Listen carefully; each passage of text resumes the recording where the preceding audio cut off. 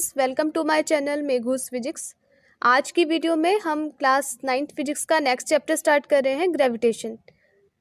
देखिए, इससे पहले वाली जो वीडियोस थी, इससे पहले वाले जो चैप्टर्स थे, उसमें हमने ये पढ़ लिया है कि फोर्स किस तरीके से मोशन को अफेक्ट करता है।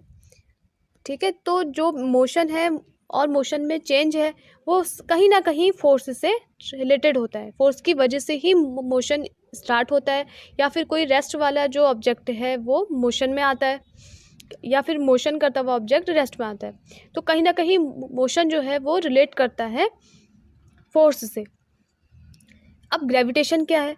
तो ग्रेविटेशनल फोर्स के बारे में आपने पिछली क्लासेस में भी पढ़ा होगा, इसका एक हल्का आइडिया आपको होगा। और वहाँ पर जो हमने डेफिनेशन हम क्लास 7th या 8th में पढ़ते हैं, वो ये पढ़ते हैं कि जब जो फोर्स से जो अर्थ ऑब्जेक्ट्स को अपनी ओर अट्रैक्ट करती है, उसको हम ग्रेविटेशन फोर्स कहते हैं। तो ये सिंपल डेफिनेशन है। अब इस चैप्टर में, मतलब कि क्लास 9th में, आप इसको थोड़ा और अच्छे से पढ़ेंगे और ये जानेंगे कि ग्रेविटेशनल फोर्स सिर्फ अर्थ ही अप्लाई नहीं करती, बल्कि हर एक ऑब्जेक्ट यूनिवर्स में जितने भी हैं सभी एक दूसरे पर एक अट्रैक्शन का फोर्स अप्लाई करते हैं।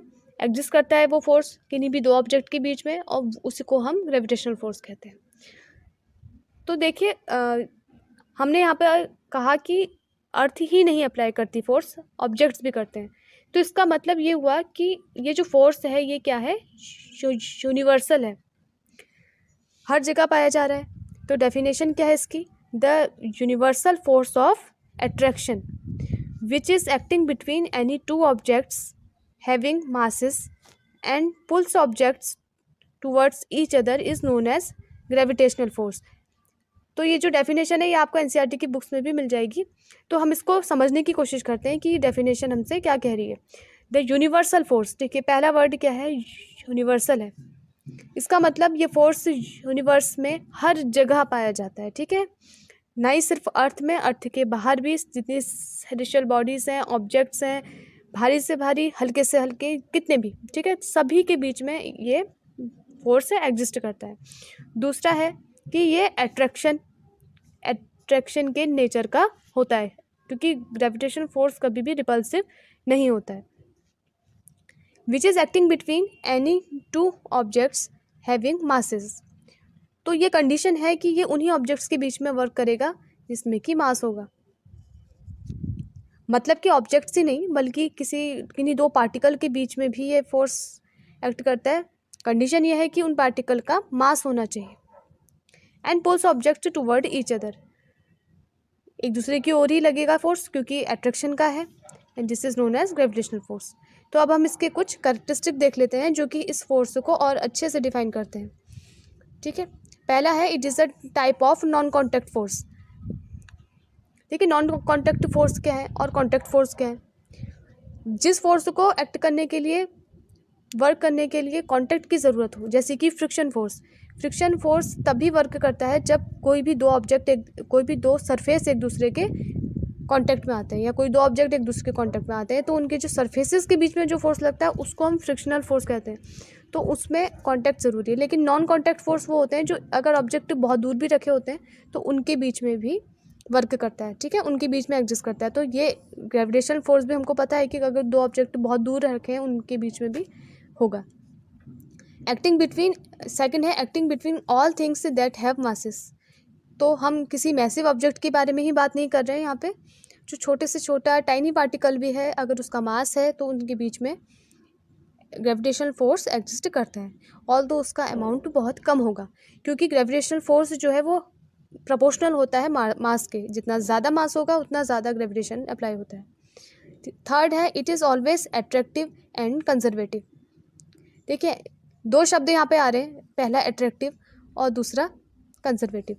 तो कंजर्वेटिव फोर्स हमको पता है क्या होते हैं। कंजर्वेटिव फोर्स ऐसे फोर्स जो कि पाथ इंडिपेंडेंट होते हैं, जो कि पाथ पे डिपेंड नहीं करते हैं, उनको हम कंजर्वेटिव फोर्स कहते हैं। और जो पाथ पे डिपेंड करते हैं उनको हम नॉन कंजर्वेटिव फोर्स कहते हैं। तो अब ग्रेविटेशनल फोर्स एक कंजर्वेटिव फोर्स कैसे है उसको भी समझ लेते हैं। देखिए, अगर यहाँ पर से एक छोटे से डायग्राम से आप समझने की कोशिश कीजिए। ये कोई ऑब्जेक्ट है, ठीक है। अगर ये ऐसे करके नीचे फॉल कर रहा है यहाँ पे, तो इसकी हाइट मान लीजिए कितनी है, h है, ये h हाइट पे है। अब ये h हाइट से जब नीचे की तरफ फॉल कर रहा है ये ऑब्जेक्ट, यहाँ तक पहुँच गया, ओके, तो इस पर जो ग्रेविटेशनल फोर्स लगेगा, ठीक है, वो डिपेंड करेगा इस हाइट पे। इसकी वजह से, इस ग्रेविटेशनल फोर्स की वजह से जो वर्क डन होगा वो कितना हो जाएगा, W = mgh, ठीक है, ये वर्क डन होगा क्योंकि h हाइट पर। अब आप चाहे इस ऑब्जेक्ट को ऐसे मूव करा के नीचे थ्रो करो, ठीक है, इधर से कोई और किसी भी पाथ को आप फॉलो करो, बट जो डिपेंड करेगा वर्क डन वो किस पर डिपेंड करेगा, इस हाइट पे। जितनी ये हाइट होगी उतना ही वर्क डन जो है वो लगेगा, ये इसकी पोटेंशियल एनर्जी के इक्वल होगा, ओके। तो कितना लग रहा है ये, mgh, और किस पर डिपेंड कर रहा है, उस हाइट पर जिस पर के ऑब्जेक्ट इस वक्त है। ये उस पर डिपेंड नहीं करेगा जिस पाथ से आप उसे नीचे फेंकोगे। अगर आप एक पैराबोलिक पाथ से फेंको ऐसे, तो उस पर ये डिपेंड नहीं करेगा, ये शॉर्टेस्ट जो डिस्टेंस है जिस हाइट पर प्लेस है उस पर डिपेंड करेगा। इसका मतलब कि इनिशियल पोजीशन और फाइनल पोजीशन इसके बीच में लगेगा। तो इसका ये है मतलब कंजर्वेटिव का, कि जो ग्रेविटेशनल फोर्स होते हैं उनके वजह से जो वर्क डन निकलता है वो इनिशियल और फाइनल पॉइंट पर डिपेंड करता है, पाथ पर डिपेंड नहीं करता है। तो नेक्स्ट देख लीजिए पॉइंट है, this is the force which is responsible for keeping all the planets and other celestial bodies in a proper arrangement in orbit around the सन।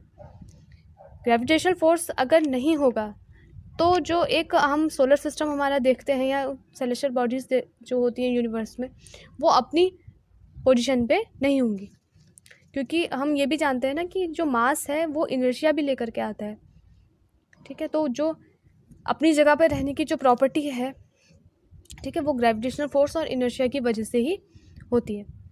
तो इसके बाद हम नेक्स्ट देखते हैं यूनिवर्सल लॉ ऑफ ग्रेविटेशन, ठीक है। उसके बाद हम देखते हैं यूनिवर्सल लॉ ऑफ ग्रेविटेशन, मतलब कि जो यूनिवर्सली एग्जिस्ट कर रहा है ग्रेविटेशनल फोर्स, वो किस लॉ को फॉलो करता है, हम उसे कैसे, किन किन चीज़ों पर वो डिपेंड करता है। Every object in the universe attracts every other object with a force which is proportional to the product of their masses।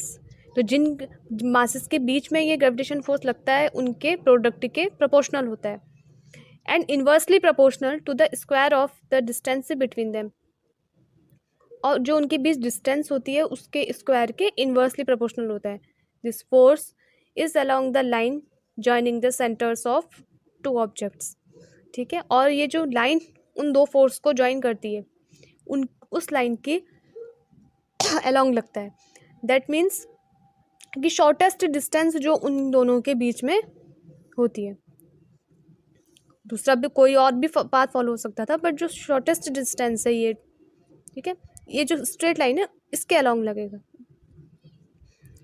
तो हम पहले वाला जो डेफिनेशन में क्या दिया गया है कि proportional to the product of their masses, ये लॉ है, ठीक है। यूनिवर्सल लॉ ऑफ ग्रेविटेशन अगर आपके एग्जाम में आता है तो आपको ये पूरा लॉ लिखना होगा, उसके बाद एक छोटा सा ये डेरिवेशन आपको पूरा दिखाना होगा। तो ये मान लीजिए ये दो मास है, फर्स्ट कैपिटल M और दूसरा स्मॉल m, इनके बीच में ये ग्रेविटेशन फोर्स F जो है वो लग रहा है, एग्जिस्ट कर रहा है। तो ये इनके दोनों के मासेस के प्रोडक्ट जो है उसके प्रोपोर्शनल होगा, जो इनके बीच की डिस्टेंस है D उसके स्क्वायर के इन्वर्सली प्रोपोर्शनल होगा। जब आप इन दोनों इक्वेशंस को कंबाइन कर देंगे फर्स्ट एंड सेकंड को, तो हमें m/m/d² इतनी पूरी के ये प्रोपोर्शनल हो जाएगा। प्रोपोर्शनलिटी का साइन जब भी हटता है कांस्टेंट आता है, तो यहाँ पर भी कांस्टेंट आ गया है कैपिटल G। ये कैपिटल G क्या है, यूनिवर्सल ग्रेविटेशनल कांस्टेंट है, ठीक है। तो अब हम देखते हैं कि इसकी SI यूनिट क्या होती है और इसकी वैल्यू हम कैसे निकालेंगे। F = G × mm/d², ठीक है। यहाँ से हम G को इस साइड लेके जाते हैं और बाकी सब इस तरफ, तो D इधर चले गया तो FD²/mm हो गया। उसके बाद आप इनके यूनिट्स यहाँ पर पुट कीजिए। F फोर्स है तो फोर्स के लिए न्यूटन, उसके बाद D क्या है, डिस्टेंस है, डिस्टेंस के लिए मीटर का स्क्वायर अपॉन में kg इंटू kg। उसके बाद एक्सेप्टेड वैल्यू ऑफ g, ये कितनी आ रही है 6.673 इंटू 10⁻⁻11। देखिए ये जो वैल्यू यहाँ पे आ रही है, ये हमने इनकी एक्सपेक्टेड वैल्यू मतलब जो एक कैलकुलेटेड वैल्यू है वो है, ये जो आइजैक न्यूटन के टाइम पे कैलकुलेट की गई थी। इसकी यूनिट कितनी हो जाएगी, न्यूटन मीटर स्क्वायर पर किलोग्राम स्क्वायर। तो इस जी की वैल्यू को आप याद कर लीजिए, ये आगे को आपके लिए बहुत यूज़फुल है। तो आज की वीडियो में हमने ग्रेविटेशन क्या होता है, वो क्या क्या उसकी प्रॉपर्टीज़ होती हैं वो हमने जाना, और यूनिवर्सल लॉ ऑफ ग्रेविटेशन को हमने कंप्लीट कर लिया है। नेक्स्ट वीडियो में हम फ्री फॉल क्या होता है उसको देखेंगे। अगर आपको वीडियो पसंद आया हो तो प्लीज़ वीडियो को लाइक कर लीजिए और चैनल को सब्सक्राइब कीजिए। Thank you.